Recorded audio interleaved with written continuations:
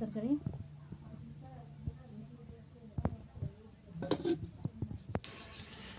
Hello everyone, আসসালামু আলাইকুম।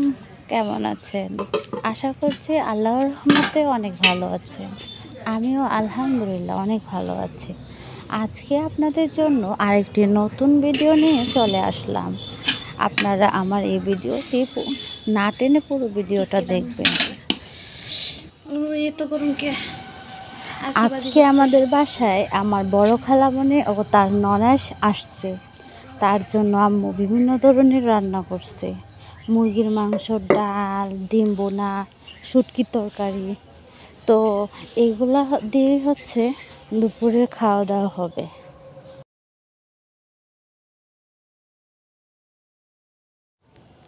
এখন যে খাবারটা দেখানো হচ্ছে, বিরিয়ানির জন্য যে মাংস বোনা করে রাখছে, সেটা হচ্ছে পরের দিন সকালের কথা। খালামণিরা এক রাত ছিল আমাদের বাসায়, যার জন্য আম্মু চিন্তা করছে যে সকালে হচ্ছে বিরিয়ানি রান্না করে সবাইকে খাওয়াবে। তাই হচ্ছে প্রথমে আম্মু মুরগির মাংসটাকে মশলা দিয়ে কষিয়ে নিছে, আর হচ্ছে পোলাও চালটাকে ভালোভাবে ধুয়ে পানি ঝরানোর জন্য চাল নিতে রেখে দিছে। তো আপনারা আমার এই ভিডিওটা দেখতে থাকেন আম্মু কীভাবে রান্না করে।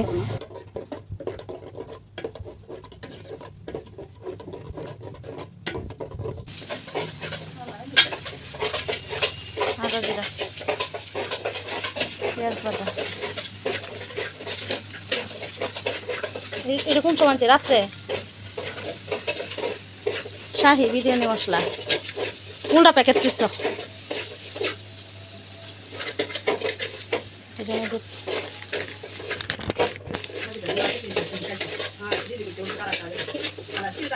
রান্নার তেলটাকে গরম করে নিয়েছে, আর হচ্ছে এর মধ্যে রসুন বাটা, পেঁয়াজ বাটা, আদা বাটা অল্প অল্প করে দিয়ে দিছে। তারপরে হচ্ছে এটার মধ্যে চাউলটাকে ঢেলে দিয়ে ভালোভাবে নাড়াচাড়া দিয়ে দিল, যাতে হচ্ছে ভালোভাবে একদম চালটা ভাজা ভাজা হয়। আর যদি পোলাও চালটা ভালোভাবে ভাজা ভাজা হয় তাহলে হচ্ছে ঝুরঝুরে হবে পোলাওটা, বিরিয়ানিটা ভালো। তো এই জন্য আর কি আমি ভালো করে চালটাকে ভেজে নিচ্ছি। ভেজে নেওয়ার পরে হচ্ছে পরিমাণ মতো পানি দিয়ে দিচ্ছে। আমি আমার পাশে দাঁড়িয়েছিলাম, দাঁড়ায় হেল্প করতেছিলাম। তো আমি পানিটা দিয়ে দিলাম। আমি বললো যে এখন সময় হয়েছে, পানিটা দিয়ে দাও। তো আমি হচ্ছে পানিটা ঢেলে দিলাম। এখন রান্না করা মাংসটাকে দিয়ে দিলাম। তারপরে হচ্ছে ভালোভাবে নাড়াচাড়া করে দিচ্ছিল আম্মু, দিয়ে ঢাকনা দিয়ে ঢেকে রাখবে। কিছুক্ষণ পরে 5 মিনিট পর পর আম্মু একটু নাড়াচাড়া দিয়ে দেবে।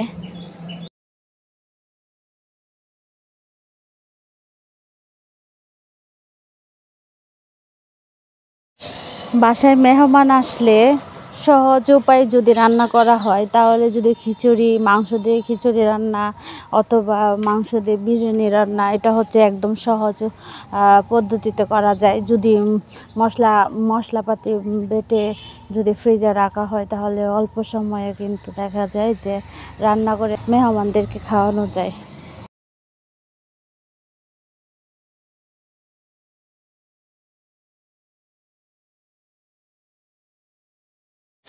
বিরিয়ানি রান্না চুলায় বসাই এখন চলে যাচ্ছে পুকুর পাড়ে। ওইখানে হচ্ছে কাঁচা আম পাড়াচ্ছে।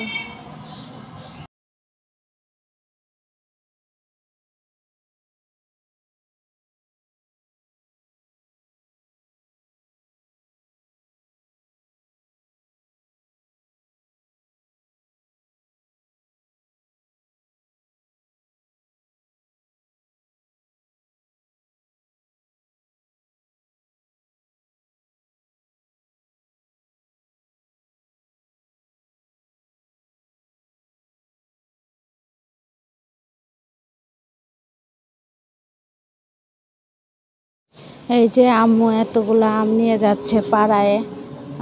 খালামণি এরা মানে নিয়ে যাবে আম, তাই আম্মু হচ্ছে আমগুলো পাড়ায় নিচ্ছে, বাসায় নিয়ে যাচ্ছে।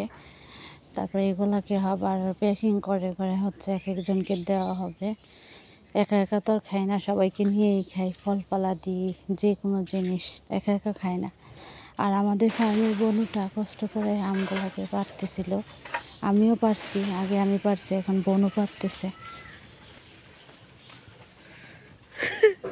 সব মারাইতেছে।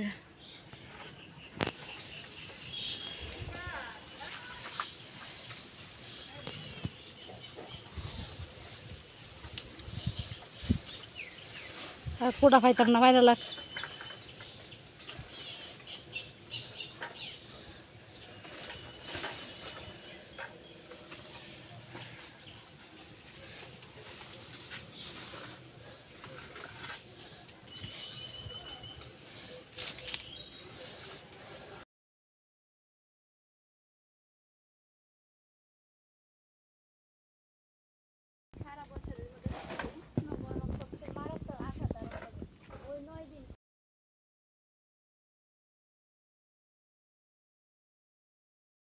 দেখেন কত আম পাড়ায় নিয়ে আসছি বাসায়। এত আম, আসলে এত আম তো আর বাসায় রাখবো না, সবগুলা হচ্ছে এক একজনকে দিয়ে দিতে হবে। সবাইকে নিয়েই খাই, একা একা খাই না, আমি আগেও বলছি আপনাদেরকে। আর আপনারা যদি আমার আশেপাশে থাকতেন অবশ্যই আপনাদের দিয়ে খাইতাম, কিন্তু এখন তো আর করার কিছু নাই। তো আমার আশেপাশে যারা আছে, আত্মীয় স্বজন যারা আছে, সবাইকে দিয়ে দিয়েই খাবো, একা খাবো না। আর আমগুলো খুব টেস্টি ছিল, খুব মজার ছিল, কাঁচা আম খুব স্বাদের।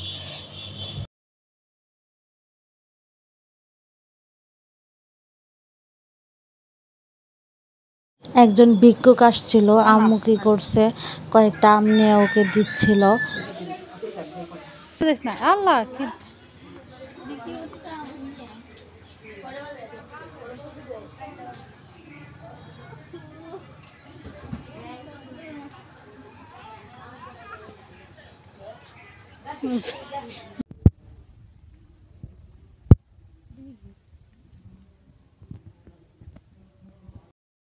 চলে আসছি ছোট বোন আর আমি মিলে আমার এক চাচার বাড়িতে। আইসে অনেক মজা করলাম, দুষ্টামি করলাম। আইসে দেখতেছি চাচার বাসা অনেক বিশাল বড়। তা আমি, আমার ছোট বোন, তারপরে হচ্ছে আমার এক ভাস্তি, তিনজনে মিলে আসছি। এসে ঘুরে ঘুরে দেখতেছিলাম। এখানে চাচি হচ্ছে অনেক ময়লা আবর্জনাকে আগুনে পোড়াইতেছিল।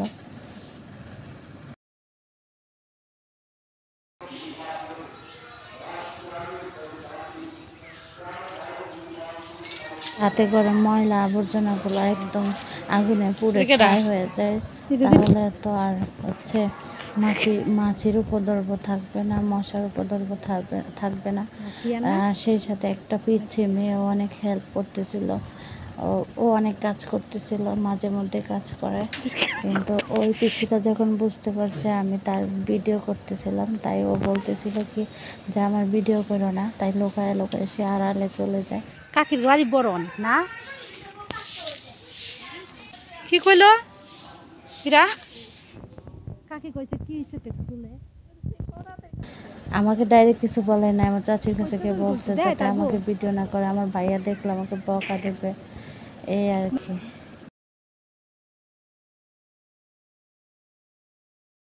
এই যে আমার ভাস্তি, সে দুষ্টুমি করতেছে সারা বাড়ি জুড়ে। আর আমার ছোট বোনটা অনেক দুষ্টুমি করতেছে। আমার এই কাকার এই বাংলো ঘরটা আগে অনেক পুরাতন ছিল, এখন আরও অনেক সুন্দর করছে, রং টং করাইছে, রিপেয়ারিং করছে। বাংলো ঘরটা অনেক সুন্দর। ছোট থাকতে যখন যাইতাম বাংলো ঘরে বসে বসে টেলিভিশন দেখতাম, অনেক গল্প করতাম। তা এখন আর যাওয়া হয় না প্রয়োজন ছাড়া। তো আসছি আজকে চাচির বাড়িতে, তাই একটু একটু করে আপনাদের সাথে শেয়ার করতেছি। আর চাচির বাড়িতে ভীষণ মানে অনেক বড় বড় আম গাছ আছে, আর আমগুলো অনেক মজার আম। আর হচ্ছে মানে সিজন ছাড়াও আম আম হয়, মানে থাকে অনেক দিন ভরা, এরকম আমও আছে। আর এখানে যে সবজির আঙ্গি যেটা বলে, আঙ্গি নয়, আঙ্গি মধ্যে অনেক ধরনের ফসলাতি লাগাইছে। আর বিশেষ করে এখন এমন একটা গাছ দেখাবো আপনাদের, হাজারি গোলাপ গাছ, মানে সারা বছর জুড়ে হচ্ছে এই গোলাপ গাছে অনেক ফুল ফুটে, আর দেখতেও খুব সুন্দর লাগে। এখন আমি আপনাদেরকে সেটাই দেখাবো, দেখতে থাকেন, আমার পাশে থাকেন।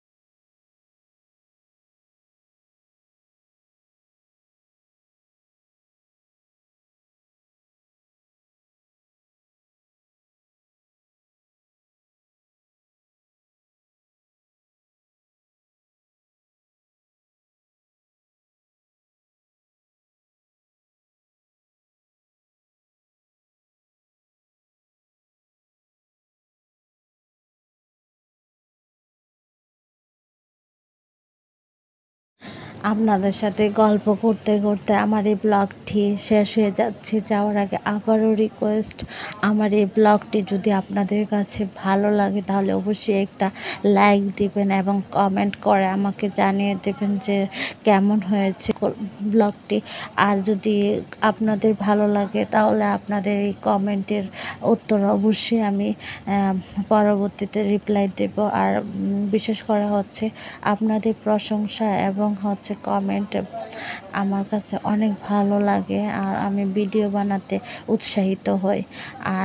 আর কথা বাড়াচ্ছি না, চলে যাচ্ছি। যারা অলরেডি আমার ফ্রেন্ড আছেন তারা অবশ্যই পুরো ভিডিওটা লাইক দিয়ে দেখে নেবেন। আর যারা এখনও আমার ফ্রেন্ড হননি তাহলে তারা অবশ্যই আমার এই ভিডিওটি দেখে সাবস্ক্রাইব করে আমার পাশে থাকবেন। আর অল অপশনটি ক্লিক করে পরবর্তী ভিডিও ছাড়ার সাথে সাথে আপনাদের কাছে নোটিফিকেশন চলে যাবে। সবাই ভালো থাকবেন। আল্লাহ হাফেজ।